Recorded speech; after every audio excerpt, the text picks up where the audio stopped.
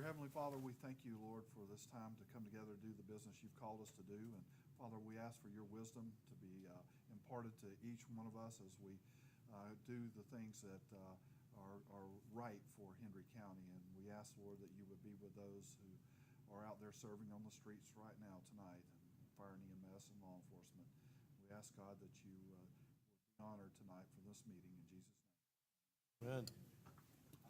Allegiance to the flag of the United States of America and to the republic for which it stands, one nation, under God, indivisible, with liberty and justice for all. Madam Clerk, roll call, please.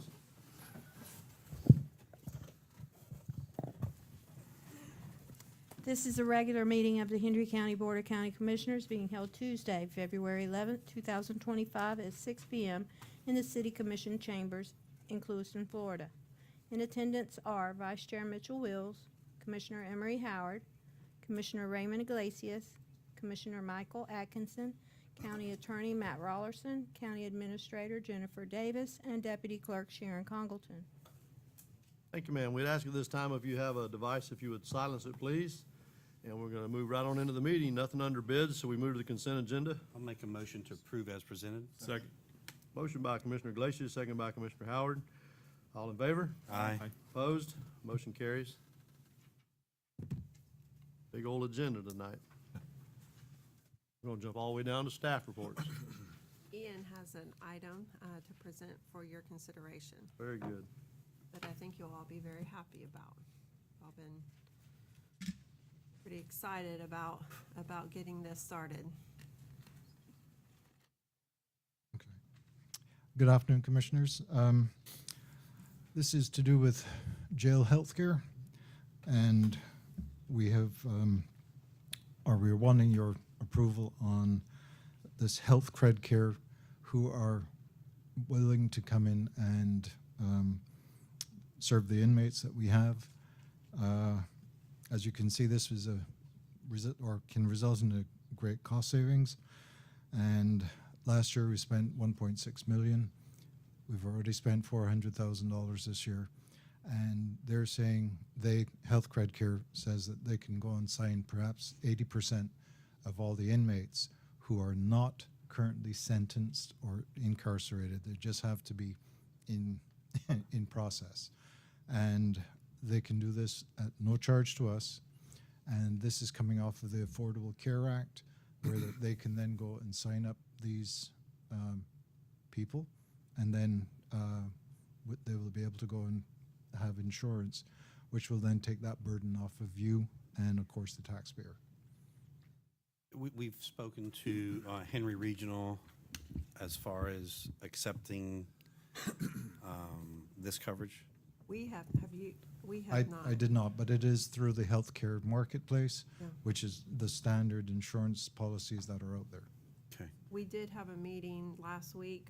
It was last week, I think Yes. it was, with jail staff. So and we talked about the providers and the biggest providers, and for them, to reach out, and talked about just logistically, we'll have some follow-up discussions with that on how that would work. And we need to know where, I know they know, but we need to know where they're taking most of the inmates now, and then how that is going to be covered, and making sure that it'll be covered, and look at that with this Affordable Care Act, and then, looking at that information, and if needed, just make adjustments or have additional conversations to make sure that all that is covered. One thing is, so it's a pretty quick getting started time. What did they say, like a week and a half? Yes, they can get going within 2 weeks. Within 2 weeks. And so it's February 11th. Within 2 weeks, they could be up and going. Oh, that's great. And so, just as an example, if they sign someone up today, then they would be eligible March 1st. So it'll be the first of the next month that they will be eligible. So, so we talked about that, when they first get folks, and what that looks like. And of course, obviously, if there's an emergency or if there's something imminent that they need care, that they will absolutely give them care. But if there's something, just to kind of time that as well, to make sure that they're covered. And so we're excited about getting They will this provide all the going. training. They will come in and actually do the initial intake, so that takes care of the basic population that's there now, and then they will train so that then the jail staff will do it as part of the ordinary intake, which is just perhaps 3 or 4 a day. And they will also provide, Health Cred Care will provide the tablets that will then connect to their system, and then that works it. Another savings is that we won't get a bill. So the bills will go directly to the Affordable Care Act, the folks that process the payments, and they'll pay them directly. So right now, we get all the jail staff gets all the bills. They have a whole staff of folks that go through, verify, then it comes to our office, and our office has to go through and verify, prepare, a request for payment. I get involved if it's over a certain amount because we have a 3-party agreement with the sheriff and the clerk, that I, as a county administrator, have to approve certain payments. So it'll greatly increase our efficiency with our operations internally as well. So it frees up staff that they can utilize in other departments, or, all right, to clarify one thing, when you talked about it starting on March 1st. However, on March 1st, once it goes active, once someone is processed, and I think they told us it's like a 5-6 minute process on the iPad. Once that's done, is it instant? Do they have coverage? No, I think it's a few days. There's an email that's sent, and I think there might be a few days before they get the final answer back from the government. Correct. But I think then it's effective the day that they signed it up. So Retro. it would be then, so if it was today, for example, I don't think there would be any kind of timing issue for, maybe if it's the last day of the month, I couldn't tell you. But I think for the most part, I don't think that would be an issue. Then one last thing, and there wasn't any issues with, if I recall, with pre-existing conditions, correct? That is Because- correct. That is Yeah, also that's correct. huge. Yes. That is correct. We needed this about 10 years ago. Yeah, yeah. Mr. Chair. It's fantastic. I do have one question. Is there going to be any kind of impact if the arrestee is not a legal citizen? If So they're- they will not qualify. And so there's no one here from the sheriff's department? No. You're from the sheriff's, do you work in the jail? Oh, okay. Okay, all right. I knew you looked familiar. No. The hat threw me off, though. So we're corresponding with the sheriff's department to try to find out how many illegal folks we have that are incarcerated. Ian just mentioned the 80-20. That's in general in the state of Florida. I think probably in the nation, they're saying about 80% of folks qualify in general. That is correct, yes. Now, from that statistic, how many of maybe pretend the 20% are in Hendry County? We're trying to get that information so we have a better understanding for our specific situation. But right now, we don't have that information. All right, great job, guys. Thank you. So, when we go to these conferences, a lot of times you walk out of there going, man, was it worth it? Well, December's conference was well worth it. Yes. Did we get a motion? on that? No, we need a Okay. motion. I'll Mr. make a Chair. motion to approve. Sec- Motion by Commissioner Glacius, second by Commissioner Atkins. All those in favor? Aye. Opposed? Motion carries. Thank you. And tonight, our code enforcement supervisor, Mr. Vaughn, is going to do an overview of code enforcement for Hendry County. Good evening, Commissioners. I'm here tonight just to give you a little overview of the current state of Hendry County code enforcement. If some of you will recall, I took over code enforcement June of 2022. At that time, we were half-staffed, and some of the officers at the time were leaving and going on to bigger and better things.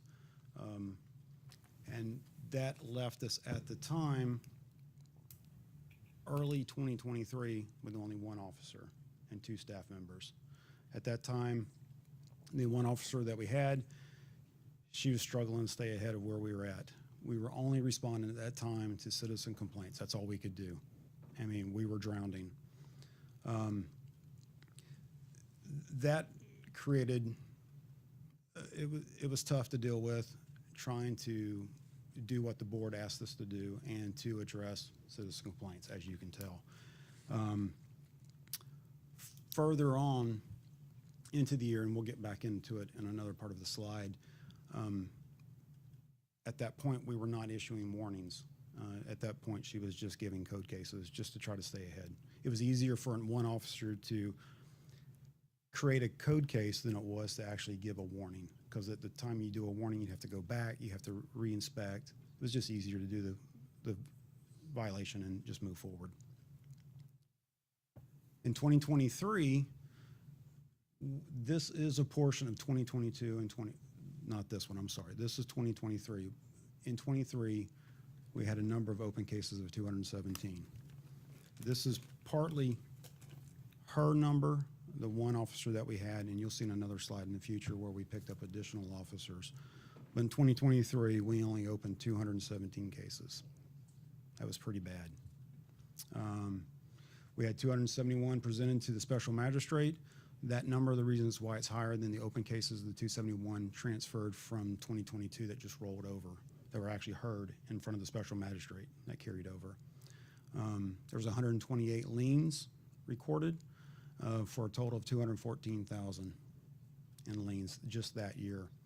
The fees and liens collected from the special magistrate was $41,699.26. That was actually from people coming in paying their lien, or the property actually sold, and for the property to be sold, the lien had to be paid off. So that was a combination of that. And then the bottom number you see is the surplus. That was actually from the tax deed sales for that year. It's not really that impressive, if you ask me, but we'll move on. In late 2023, we hired 3 additional officers. That increased our capacity. We were actually able to go out and do, instead of being more reactive, we were actually proactive. It was still a struggle, but there was a time in the year where you actually saw a shift, and it seemed like it happened in one day, but it didn't. It actually shifted over a couple of weeks, but looking back, it seemed like it shifted in one day, where we weren't just chasing everything. We were actually able to get ahead of it. With the new employees, we're actually addressing some of the violations beyond the citizen complaints. We were actually taking in some of the larger communities. We were doing the sweeps, running through a community, not really dedicating a lot of time to it, still, because we were still short for the county, which we were over supervising at this time, over 1,000 square miles of Hendry County. We were able to, instead of focusing in a community, we were able to focus on a street. We were able to increase our viewing of potential code violations. Instead of going to one person, we would go to the street and review the street. It actually improved our response times. Instead of taking 4 and 5 days once we received a code complaint, we were actually starting to improve our times by requiring all the officers to respond within 24 hours of the initial complaint, obviously Monday through Friday. That's the way we still do it today. Majority of the time, probably 98% of the time, we do respond within 24 hours. Sometimes we don't, just depending on the caseload of the individual in that part of the county or the week of the month. Move on. In 2024, we hired 1 additional officer that gave us a total of 5 officers, including 1 supervisor. The supervisor also does the same job as a code enforcement officer. She also does the exact same thing as our staff, our office staff assistant, who processes the violations, the orders, the notices. All the officers are cross-trained to do her job if she goes on vacation or if she's out. So there shouldn't be any delays in anything. All the officers know how to do her job. They're all cross-trained, which has turned out to be a plus because that's actually helped us some. Our case activity, we've actually been able to be obviously more proactive. We've actually been able to hit communities that are requesting assistance. Just recently, we met with the Wheeler Road community and they were desperate for assistance. And we have been giving them assistance. They just weren't aware of the amount of work we were doing until they actually came to a meeting, sat down with us, and we explained to them what we were doing. They were surprised. The cases in 2024 were 465 cases compared to the 217 that we did in 2023. We doubled it. Warnings issued and starting of early 2024, not at the beginning, but mid to early 24, we started documenting all our cases, meaning all our warnings, where we wouldn't in the past, we wouldn't document it. We had no idea of the numbers that we were producing. So we started actually tracking everything. So I would say probably March of 2024 until the end of 2024, we posted somewhere between 3,700 warnings with a 90% completion or compliance in addressing the whatever the violation was. So, and that number still stands today. It fluctuates monthly, but we still we're receiving about 90% compliance on all our violations. So I don't want to jump the gun, and you have a slide that shows it, but you're showing 465 cases that are open, but newly open. That doesn't mean the cases that you already had on the books, correct? That you're having to work. Correct. So There were still cases from 2023 that carried over into 2024. That number there is, and it does include numbers that may have came over from 23 to 24. That's just the ones we closed. some of those cases last for a year, year and a half. They do. We did some, with the help of Matt Rollerson, we actually changed some internal processes where we were taking an offender 3 and 4 times back to the special magistrate. With some help with the county attorney, we've lessened that down to 1 time now. So that's helped a lot. That's great. It does. Obviously, impact of full staffing has been able to give us being more proactive. We're actually able to now, instead of just going to one house, one street, we're actually now able to go into the complete neighborhood. That's helped a lot. It's helped with commissioners, for instance, Commissioner Wells, who's been beat up by Wheeler Road residents that we're not doing enough. When we had that meeting, we were able to actually show them what we were doing. They were surprised. Our response time, obviously, is still, we're striving to be within 24 hours of any complaints that we receive through email or phone. And with the enforcement of a full staff, we're actually able to, it encourages people to, we don't actually have to take it to a full code case. Again, we're getting 90% compliance, give or take. It goes back to the increased reach out awareness of the community meetings, again, with Wheeler Road. 2024 annual report. We did 3,790 initial investigations and warnings, 465 open cases, 377 were presented to the special magistrate. Out of those, 105 had imposed liens, lien value recorded of $156,900. We collected 49,008, and we received 9,277 from the tax deed sales.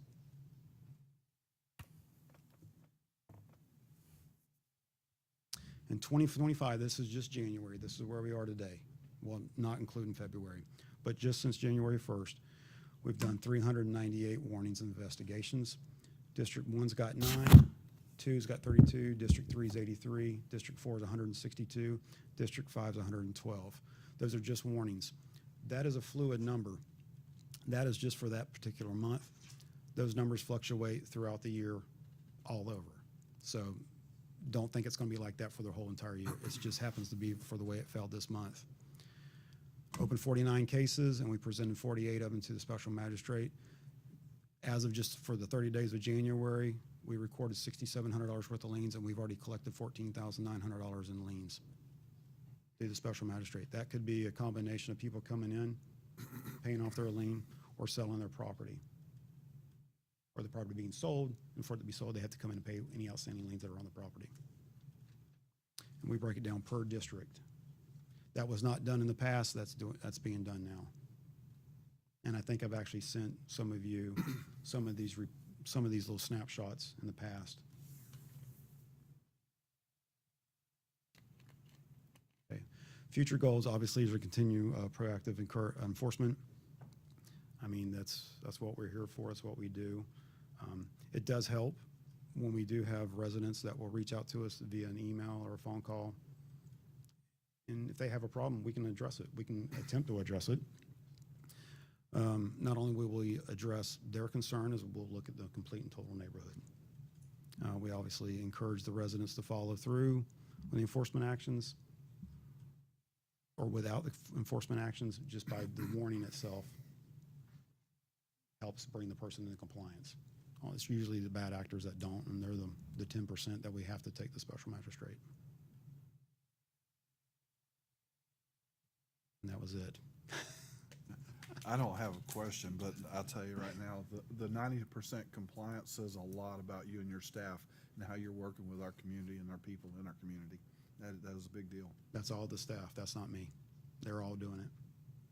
It's team effort, but leadership makes a big difference. And I can tell you that when I got elected, things were different. That department was completely under different leadership. Those stressful times.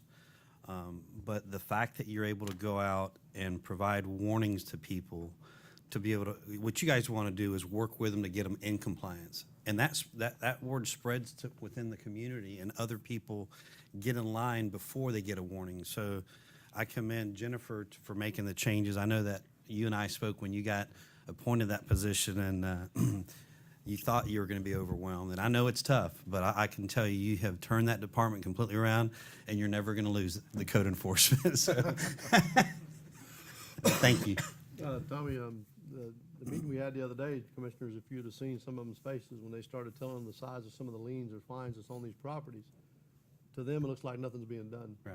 And they were up in arms about that. When they started hearing the size of some of these fines that's been levied, they kind of got a different attitude about that. And Process. I'll tell you this, Tommy, you can definitely credit staff, but I see you with staff. I see you out in the field. I see you doing that too. We really appreciate it. And I know that is a hard job, because all you're going to get is people are going to just scream and holler all the time. So you have definitely turned this thing around. So we appreciate you very much and all your efforts in that, and thank you for what you do. Thank you. Thank you, team. Thank you. Oh, and good job on your presentation. That's going to be quarterly, right? Moving forward? Well, I was For kind of waiting for that Tommy. long pause for him to say that's all I got to say about that. Just to kind of add to it, and this is the part we don't like to have to do, and if Matt feels comfortable, he can maybe tune in here Foreclosures.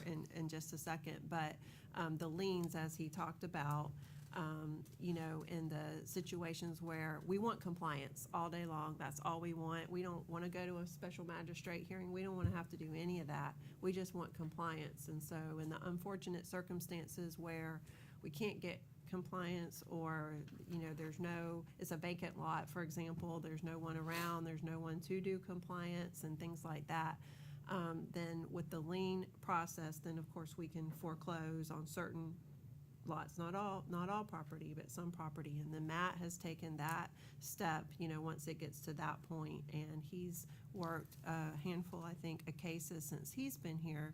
And so he could just maybe just summarize a little bit of what he's done. And that's the other side of it, when you've got a lot that's been some like 5-10 years, and the grasses, we don't mow anymore, as you all are aware, and the neighborhood is complaining, and the grass is over everybody's head, and then what do you do? And it's just been such a conundrum, and there was not a solution. Well, in that case, if it qualifies and we've exhausted all other options, then we can foreclose. And then when we do that, it gets sold, gets put back on the tax roll, because a lot of times the taxes are delinquent for ever and ever as well.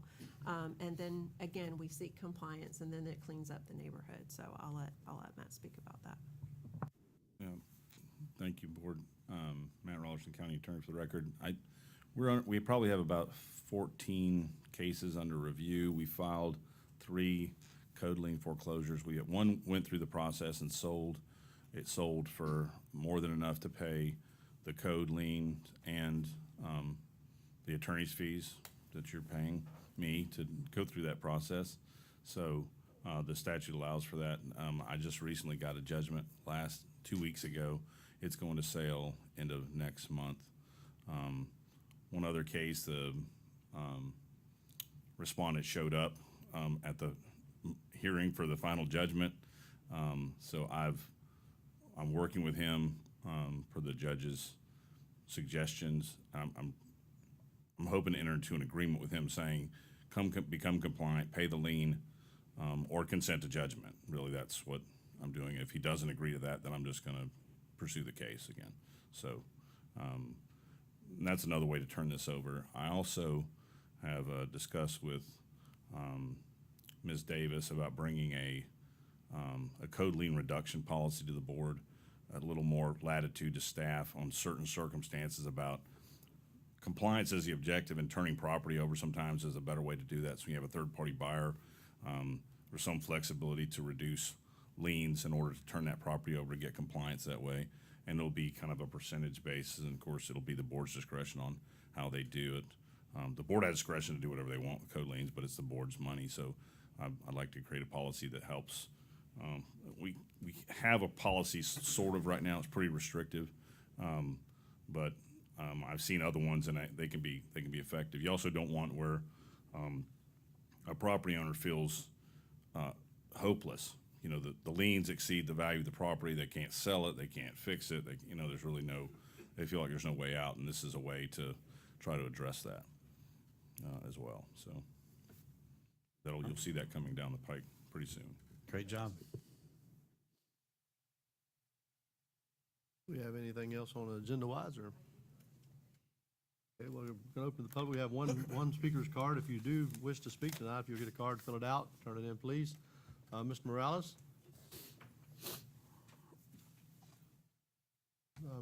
Comments are limited to 3 minutes, so Wish I would have a presentation like this gentleman, but, so I stay out in Pioneer. state your name for the record, Oh, please, sir. Rafael Morales. I'm a sheriff's deputy with the Hendry County Sheriff's Office. I live out in 2655 Hendry House Boulevard, Pioneer. I stay with my fiance. We have a house. We're trying to start it up nice. We want to put animals there in the future and all this good stuff. So I brought in a couple containers into the property. They were there maybe a week or so, and then I get a letter saying, 30 days to remove it. We never got any notification or anything that shipping containers were no longer allowed. I've been doing research for days. I have not found anything that says you can't have shipping containers. The only thing I found is that shipping containers cannot be used as a primary residence, which that's understandable. I'm just trying to figure out why they're no longer allowed, if they're just going to be storage for, the animals that we're going to put in just for their feed and all that kind of stuff. I get it if it's something that's run down, ugly, looks bad on the neighborhood, perfect. But, I can show you guys pictures. They're actually in really good condition. I have them on the back side of the property where you have to actually, look in to see them. I'm just trying to see if maybe there's a way that we can do some sort of exception. And there's been a lot of people in the community complaining about the same thing. They've had their containers there for a couple years now, and all of a sudden, you guys got to get them out.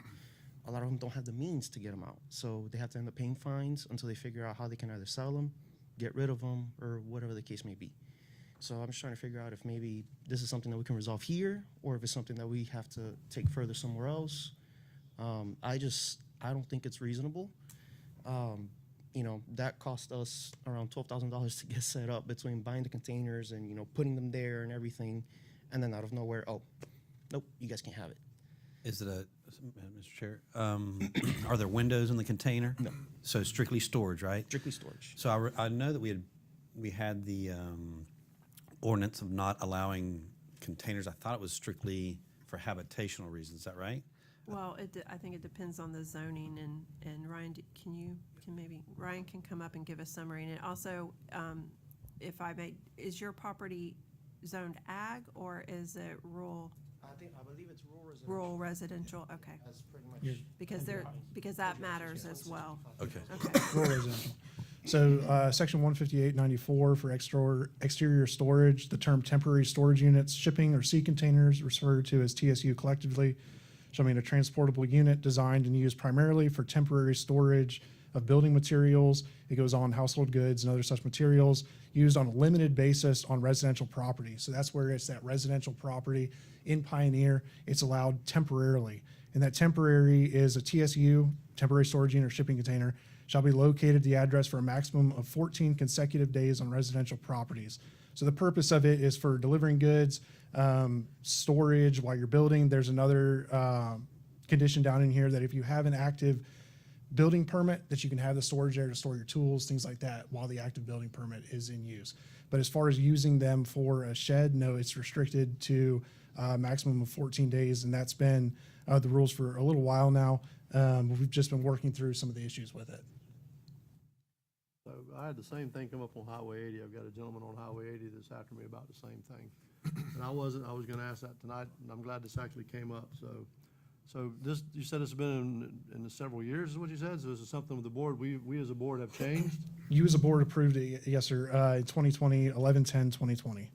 So I guess forgive me for my ignorance, but I thought the same thing. If it was, storage was fine, but it couldn't be used for residents, so And it I had to be was permitted. incorrect in that, so. Yes, sir. That's something that, I mean, Well, that, again, that's also another issue. So in some other areas or, just other properties in the county, we were having an issue where folks were using them to live in. To live in. Yeah, And so that- in, Right. in Monterey specifically, in RRF zoning designation, the board passed, and also in Wheeler Estates, and I believe those are the two that are specific, but they can't have shipping containers as homes, and that's in 158. I'm good with that. Yeah. Right, If okay. anybody gets upset with that, pray about it or see me after the meeting, but I don't care for that either. But as far as storage, I mean, I'm kind of, you can buy those and have them set in there. Right. And sometimes they're better shaped than a lot of the sheds. Right, So- I think this kind of goes in line with the whole impact fee issue that we had last week, that this is an unintended consequence that came about of us not realizing it. So when I recall that when I was first elected, I think it went into effect. We did it in November of 2020, and then January of 2021, the idea was that the state would not allow us to mandate what a shipping container home could look like. Is that correct? I think They that was the original mandated intent. we cannot have design standards in anything that's not a Correct, master plan design standards. community. So, If I could just add one more little thing, that compared to like shed houses. Come up here, please. Yes, sir. That compared to shed houses, God forbid we have big storms or anything like that. Shed house, you lose shingles, window breaks and all that kind of stuff. It's just more debris going everywhere. Shipping container could pretty much outlast anything. I agree with you guys setting certain stipulations like, hey, it can't be rusted out. They should be color painted, whatever the case may be, even anchored down. It's just, and the residential thing, again, I 100% understand. I just, I'd like to try to get it to where they can be allowed strictly for storage. I mean, whatever your desire is to direct staff, but I would just make a recommendation to let staff go back and discuss this specifically with rural residential. And then, and I personally, and I'd like to hear your feedback on how you feel about that. If you want us to look at it for just rural residential, and I mean, we can talk about that internally and come back with a recommendation, but just off the cuff, I would probably recommend that we restrict it and look at it from that perspective and see what we might make a recommendation of to see for your consideration at a future time. I don't know that I would open that up for, countywide for all residential. So I'll ask that if code enforcement, because we're working through, not pursue this case until we come up with a determination as a board. Staff, look into it, bring us options back, and put guidelines on there. It has to be a painted structure that possibly might have to match the home in colors. I don't know, he mentioned anchored, no windows. I don't know. Put some guidelines on there so that Joe Blow down the street doesn't see that he's got his taken care of, but then now I'm going to bring in a storage container and it look like crap, because I think that's another reason why we don't want them on properties as well. Well, and the other issue don't know how you guys feel about it, but- is whether or not we allow storage containers before a residence as well, right? So we would, if we went that route to where they were allowed in RR, I would add it to our accessory use structures. And so we don't allow separate accessory use structures until a permanent residence is established. Right. So it would fall into that same category. Right, and so that's another part of the issue when folks, they want to get a storage, and we can understand, they want to have something out there where they can secure everything. They haven't maybe quite pulled that building permit yet, but they're going to. It's kind of the, cart before the horse or chicken before the egg or whatever. So we need to talk about that in our guidelines and address that as well. Chair, I know there was several in Pioneer that were there before that 2020 date, and they were grandfathered Right, in. They correct. just had to meet setbacks. They've got to meet the tie down for hurricane. So that's already a thing, they got to be permitted if they're allowed. And we work with each one on a case-by-case basis, and we can go back at the property appraiser or look at the property Earth. records and see whether it was there, how it's set up. And you're correct, we make them go get an engineered letter, make sure it's properly tied down and secured, just like you would a shed or any other building. And the other thing, I don't think we allow it countywide, because if we do that, Sky Valley, Yeah. that's a residential community. They don't belong. Right. So there's places where they belong, and there's Right. places where they don't. So I think we really need to, Right. make it where it works. Yes, sir. I like the idea of you guys take that back, look at it, staff, then maybe, next month you can bring it back to us and we can look at it and then, allow this gentleman to be, until we figure out what we're gonna do with it. But I definitely would love staff to look at this. Let's take a good hard look at this. Commissioner Wills, would RRWE for Wheeler Estates, would that be something you'd be looking at having out there as well, included in the RR? Yeah, we'll discuss that. They've got their own little zoning book out there, so. Okay. We'll have to look at that one. And I would look at the limitation of how many units you're going to allow on a piece of property, and I guess you might Yes. want to look at that based on their acreage. Well, I would think, same lines as the sheds. Right. As long as they meet setbacks and, such, we look at the amount of rooftops you're putting on a property, the size of the property would go into effect with that as well, so. So just to be clear for now, that warning can hold off for now, or? You're welcome. Thank you. Thank you, sir. Thank you, Ryan. Thanks. Okay, anyone else in the public like to speak at this time? If you would fill out a card and come up. If not, we're gonna go to business by district. Helms Road, Shane, thank you. It looks great. It rides real nice. And then I had someone tell me, are the dragsters gonna come back? I go, what are you talking about? Well, before your time, they used to come down. I said, man, don't tell me that. So, deputies? All right, good. All right, stay on top of that, please. I got an email today from Country Village about fog lines. I'm 53 years old. I've been driving for a long time, and I didn't know what fog lines were. So, correct. But if you Google it, it tells you what it is. I didn't realize it. But anyway, look at what options we have to go from eucalyptus to schooner. And then Jennifer, thanks for getting that taken care of on those impact fees. That helped a lot. Another unintended consequence that we, I guess, overlooked, didn't realize something there. So. Maybe we want to address that just publicly and just Okay. put that on the record. Ryan, again, I can attempt to do it and he can correct me. So with Yeah. impact fees coming on yesterday, we have a lot of owner-builder permits, and the permit will naturally expire if it hasn't been called for an inspection for 6 months. And so there's a lot of folks, a lot of folks know all about the permit fees and impact fees, that are coming down the pike, but a lot of people probably don't. And so they're moving along, working on their home, and for whatever reason, the permit would automatically expire if they, haven't had that next step. And so it was not intended to have a gotcha moment for owner-builder permits, so they have to pay an impact fee when they're halfway or 3/4 through with their permit. And so we are going to automatically extend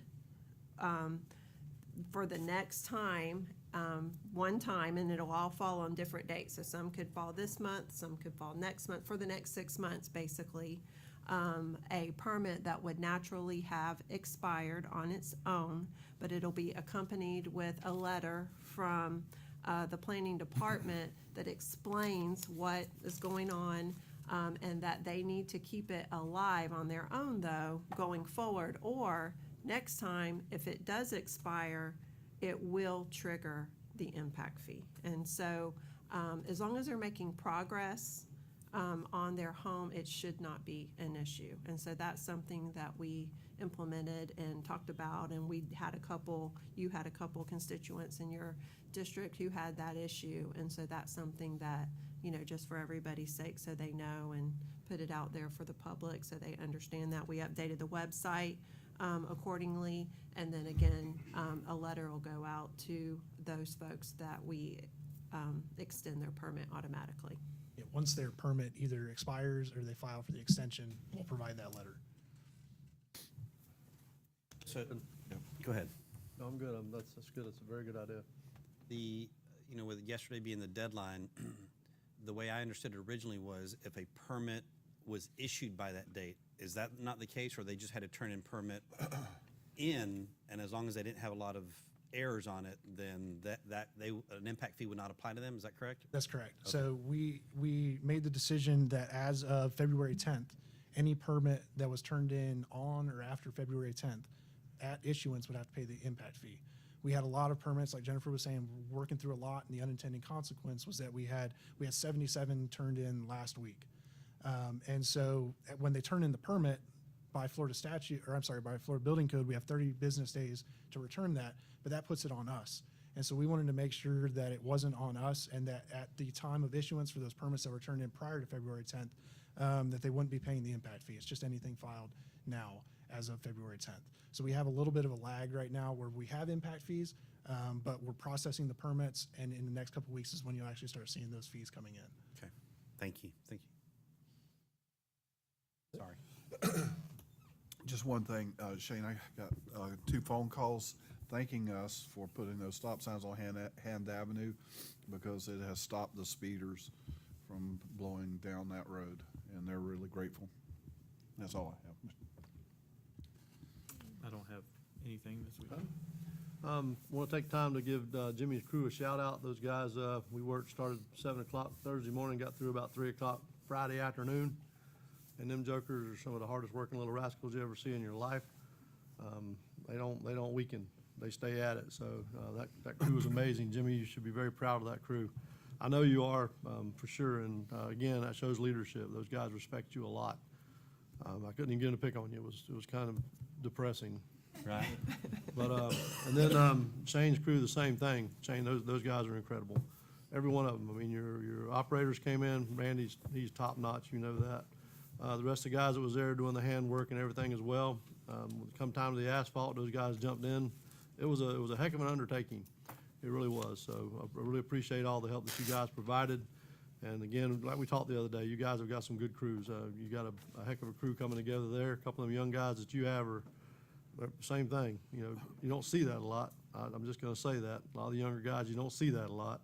So it was very, very rewarding to see our crews. I don't know if you guys ever spend time in the field, but if you ever get a chance, get out there with these guys and get along with them for a little while and watch them work. We are very blessed as the board that we have the people underneath us when it goes from the leadership right to the employees. So I just want to say thank you for that. All the paving that was taking place, we got Ford Sunset was incredible. It's a good thing. We got a lot of good stuff coming on, so thank y'all again. I appreciate it. And keep Miss Bird, she's traveling, if you would. Keep Commissioner Bird, our chair lady, in prayer. She travels back and forth. Her father passed, so she's taking care of family business, is why she's not here tonight. So keep her in prayer. And I believe that's it. Anybody else? Just to touch base with what you're talking about our staff, they're the ones that make us look good. Absolutely. Yep. And Jimmy, you look good in that